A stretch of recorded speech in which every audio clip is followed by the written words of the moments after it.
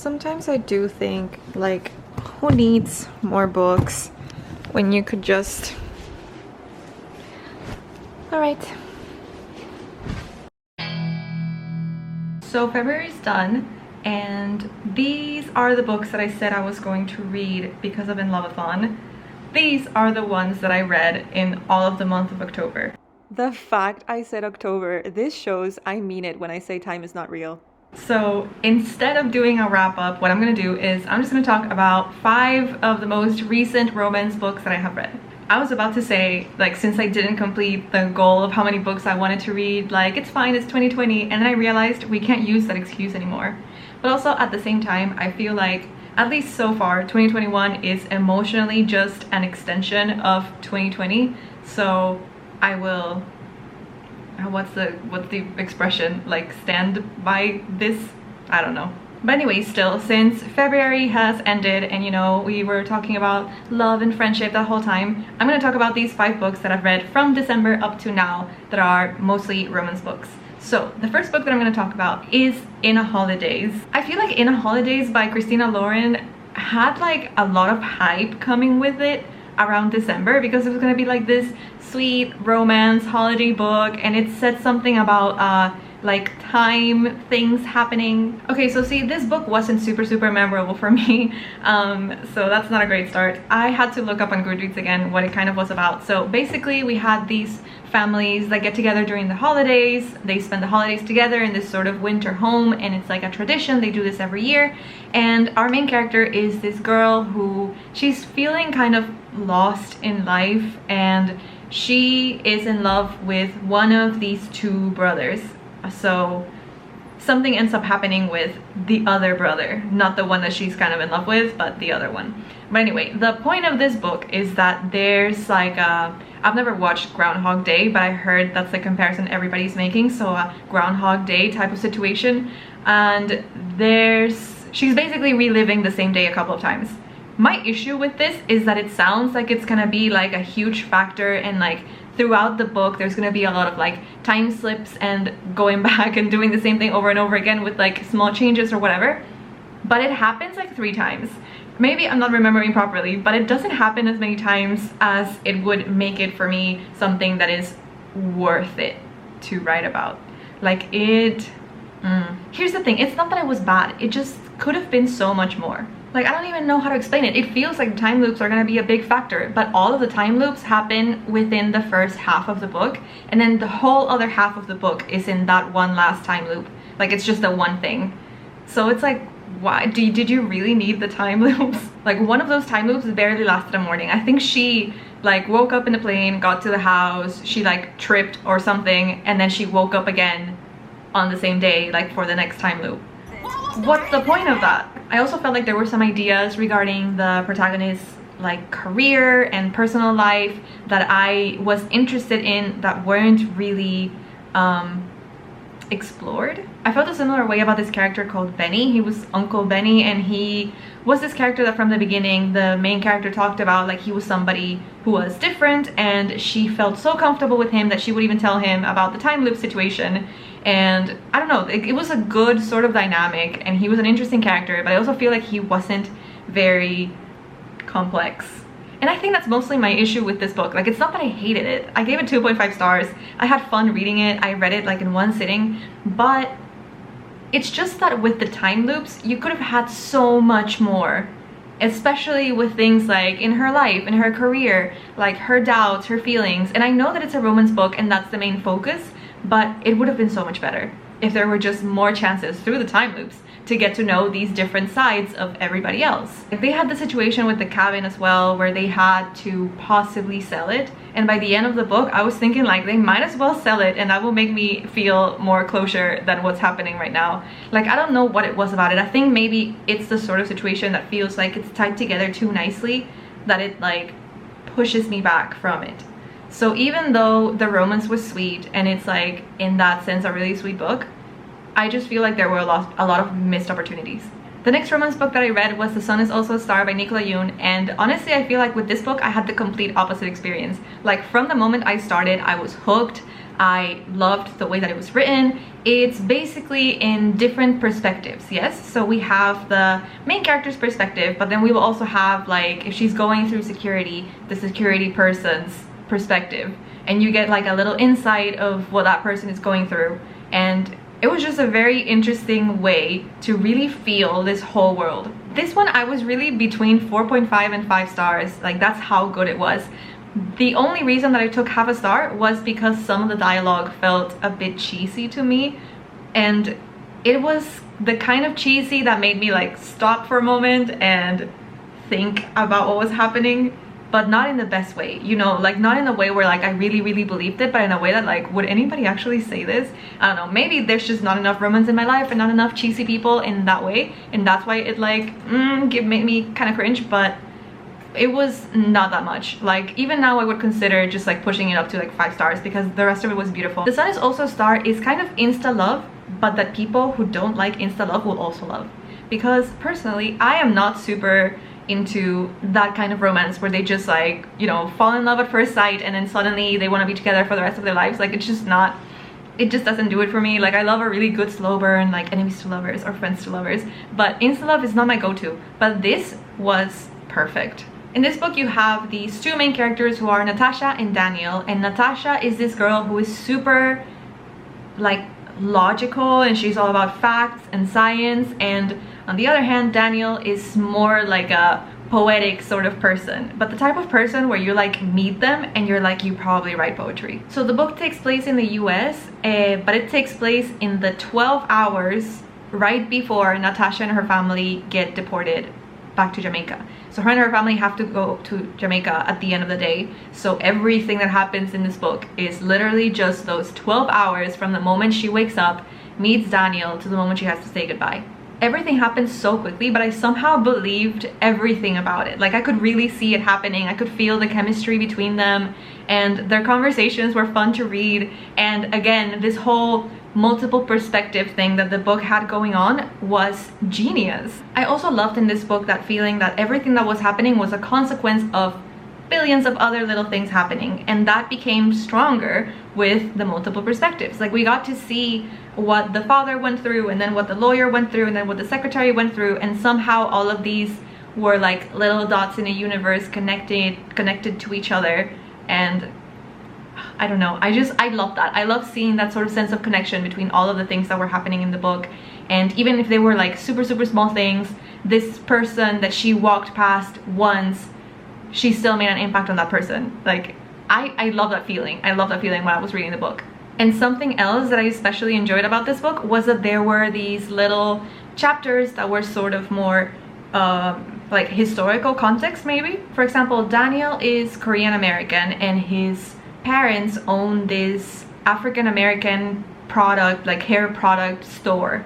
And then there's this chapter that explains why there were so many South Koreans in the US who were in charge of these stores, like how that all came about. There were also a lot of discussions about prejudice, racism, immigration, obviously, since she's about to get deported, and also that difference that you have sometimes between generations, and especially between generations when like your parents are the ones who immigrated to this country and you are the next generation. Even though, like, looking back, I know that I gave it 4.5 stars, just talking about it now makes me feel like I'm just gonna delete the 4.5 and leave it at 5. It was an excellent book. I would read it again, and I would 100% recommend it. Now, we had one that I didn't like, one that I liked, and now we're going back to one that I didn't love, but I also didn't hate. And this one was Well Met by Jane DeLuca. So I actually read this one as 3 different things in a novathon. I buddy read this with Christy from Christina's Journey. I read it as one of the host recommendations from In Loveathon, and I read it because it was supposed to be enemies to lovers, and that was one of the tropes that I like. I think because I like enemies to lovers so much, I had higher expectations, so I think the fact that I had high expectations ruined the book for me a little bit. Well Met was overall a fun read.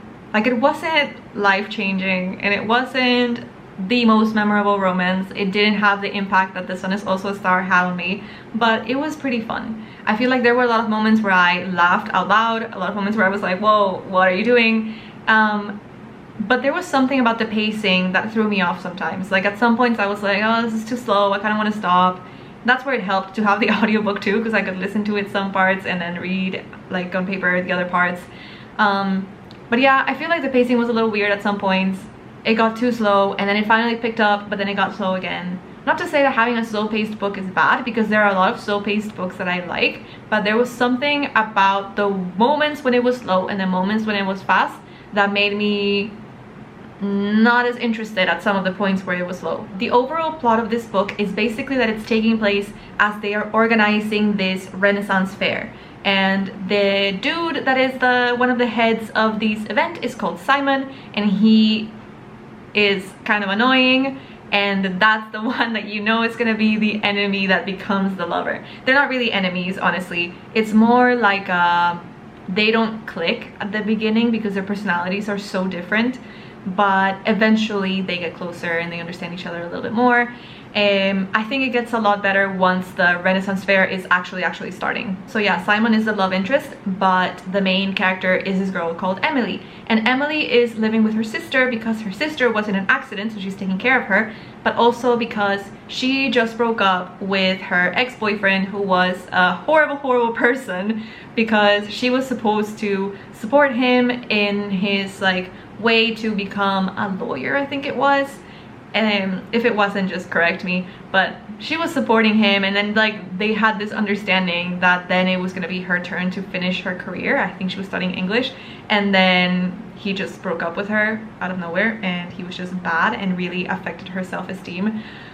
Anyway, it's good to see her moving to a more healthy self-esteem slash mindset throughout the book. It's nice to see her relationship with her sister and with her niece, and it's interesting to see her get attached to this whole Renaissance fair thing. But yeah, basically she has to be a part of this Renaissance fair because her niece wants to be a part of this Renaissance fair, and she has to be the adult in the situation that also has to volunteer because her sister can't do it, obviously, because she was in an accident. And she is going to be one of the characters, and Simon is also going to be another character. So I feel like it gets really like, ooh, when they are both in character and they interact with each other. In character, their characters are supposed to be married. So it's like they leave all those little issues that they had before in the back of their minds, like they just leave them behind and they just have fun with each other. And yeah, it's just good. They have good chemistry, they have good dynamic, they joke around with each other, they just have a good time. And I feel like that's what they both needed, and that's why it clicks so well once they scratch that whole like tension that they had before. So yeah, this book wasn't bad. Once again, I think that for me it was just like I had this weirdly high expectations, and that's what kind of ruined it for me. The pacing also didn't click for me, but overall I can see why some people like it so much. It's just not my kind of romance, but I can see why so many people like it. I give this one 3 stars, but I think most people gave it 4 stars on Goodreads. Okay, my battery died, but I tried not to move anything, so hopefully you can't tell the difference. Anyway, the next book that I read was another one by Christina Lauren, and this one is titled Autobiography. I personally liked Autobiography a lot more than I liked in Holidaze. For this one, I was in between 3.5 and 4 stars. Possibly leaning more towards the 4 stars though. I feel like there were a lot of really important issues that were nicely addressed in this book. So basically, Autobiography follows this boy named Tanner, and Tanner is a bisexual boy, and his family moves him to Utah, where there's a really big Mormon community. The summary on Goodreads describes this as it kind of forces Tanner back in the closet. So when the book starts, Tanner is talking to his best friend, and she basically dares him to apply to this writing class. And the point of this class is that throughout that semester, students are going to try to write their own book. And it's a huge deal because the previous year, one of the students wrote a fantasy novel that ended up being so good that they are gonna get it published, and it's just a big deal for all of them. So Tanner applies, he gets in the class, and then, surprise, the TA for this class is gonna be that kid that he's gonna have his book published. So that other kid's name is Sebastian, and Sebastian comes from a super Mormon family, and Tanner basically falls in love with him like at first sight. Like, I know they don't say he falls in love, but he's like super into him from the beginning. And Sebastian, I feel like when you're reading it, you can tell that he's also into Tanner from the beginning, but he's also like holding back a lot because of like homophobia in the community and lots of internalized homophobia. And the thing here too is that when Tanner is trying to write his story, he finds that he literally can't write anything else except for his own story, which is that he's this kid who is bisexual and he's living in this place that I forgot the name of it, and he just wants to leave. When he's going to show it to Sebastian because he's going to help him develop his story, he forgets to delete the word queer, so that's how Sebastian finds out. And that's where the story really starts. So like I said, they're kind of living in this whole community there where there's a lot of Mormon people, and actually Tanner's mom used to be Mormon as well, but then a lot of stuff happened, and I'm not going to say the details because I don't want to spoil it for you, but things happened that made her leave the church. And there's a lot of this conversation about how there's all these expectations from the church, and when you leave it, it's like you're leaving this whole community that's like everything. It's like your social life, it's your family life, like it's everything you talk about. So having to leave is a hard decision regardless of how much they deep down want to, because it's his, like Tanner's mom puts it very nicely when she tells Tanner, like, if you guys fall in love, there's gonna come a point where he's gonna have to choose if he wants to be with you or if he wants to be with like his family, his community, and everything that he knows. So I really like the ways that Autobiography talked about those things in terms of homophobia and religion and those difficulties when they come from such a closed community. I feel like the plot itself sounds simple enough, so I don't know how much more I can say without completely spoiling the rest of the book, but it's more about how all of those little things are addressed throughout the story. The only thing, and the reason why I didn't give it 5 stars, is because considering all of these heavy topics that they're talking about, I felt like parts of their relationship moved a little bit too fast. Like the intensity that Tanner felt was just too much for me at the beginning. Like I didn't really believe it. And I don't know if that's something of like me not understanding the character as well, or if there could have been something else done in the writing to make that feeling a little bit less. There were also things that happened between Tanner and his best friend that I was like, was this really necessary? So maybe those were more of the issues and why I didn't give it 5 stars. But overall, it was a pretty good book. It was sweet. It had all these really important things that it was addressing, and I would recommend it. I think it was good. Now my 5th and last romance book is not a book, but it's a manga. And I actually read this when I was in high school, but because there's an anime now, I've been kind of rereading some parts of it, so I'm gonna count it. This romance manga is called Horimiya by Hiroki Adachi, and it's just so sweet. It's just so good. I literally started this like last year of high school or first 2 years of college, and I still remember it. It was a good manga. I'm not up to date with the anime yet. I've watched the first 4 episodes, but it seems like it's doing really well and it's going pretty accurately with the manga. Basically, it's just about this girl called Hori and this guy called Miyamura. And Hori is this girl who in school, she's like popular and pretty and she dresses really nice or whatever, but then when she gets home she's like, you know, normal. And Miyamura in school, he has this like long hair and glasses and looks really nerdy, but then after school he like puts his hair back half up and he looks really cool and he has like piercings. He's really cute. So one day Hori's little brother falls in the park and Miyamura is just there coincidentally, so he ends up bringing this kid home, and then Hori doesn't recognize him at first, but through that sort of second meeting they become really close friends and they fall in love. And I just feel like this is one of the best romance manga that I have read. I haven't read like a ton of them, but I do really love this one. I think that the way that they present this relationship is so real and so natural. So even though these kids are high schoolers, I remember when I was 18 and now watching the anime, it still gives me these feelings of like, yeah, like this is a good relationship. Like this is a sweet, natural development to our relationship. And I don't know, I just really recommend it if you are into that sort of slow slice of life feeling for a romance anime. Anime/manga. I do recommend watching it but also reading it. But yeah, in terms of like a heavier plot line for Horimiya, you do get to know more about what they were like before they met, and especially with Miyamura, it's really interesting to see how much he's developed as a character. By which I mean his past is a bit darker and it does cover some heavier topics. So for this, as well as for the other books, I'm gonna try to make a list of the triggers in the description box in case you need those. But I don't think there's a lot that I could say. I think that this one you really just have to go for it and get to know the two main characters, get to know their friends, and just get to know how they grow, you know, through your own eyes. So yeah, that's all. This video is kind of messy, but I hope it kind of made sense. And if you want to talk about any of the books that I mentioned in this video, please write about them in the comments, and I would love recommendations. Also, let me know if you would be interested in me doing a sort of manga or anime related video, because I used to be really into both when I was in high school, and I actually, up to like the first 2 years of college, and then I just kind of stopped and replaced that obsession with Korean dramas. But I have recently started watching anime again, so I don't know, just from like a writing slash story development progression perspective, let me know if you would be interested in seeing that kind of video from me. And I will see you next time.